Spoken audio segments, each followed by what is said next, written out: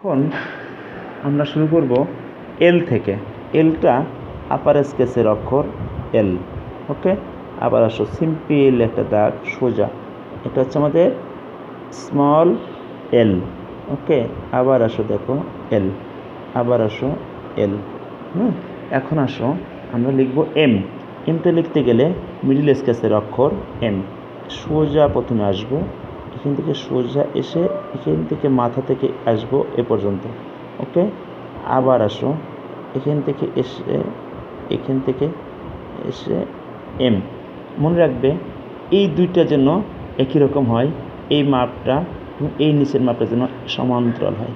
আবার আসো এম, একদম মাথা থেকে আসতে হবে, এসে এম।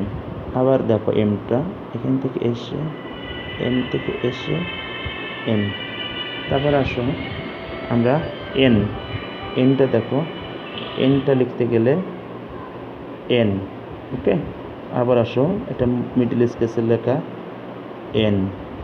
আবার আসো এন, সমান হতে হবে, মনে রাখবে সোজা হয়ে এন। এখন আসো আমরা লিখব ও। ও, ওটা জাস্ট এখান থেকে এসে ও, এখান থেকে এসে ও, এটা মিডল স্কেচের অক্ষর ও। তারপর আসো পি। পিটা লিখবো, এটা হচ্ছে লোয়ার স্কেচের অক্ষর, সোজা করে আগে দাগ দেব, এখান থেকে এসে সোজা লিখব।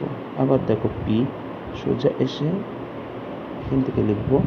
আবার দেখো পিটা এখান থেকে এসে পিটা লিখব। ওকে, থ্যাংক ইউ, আজকে পর্যন্ত, দেখাবে নেক্সট ক্লাসে, বাই।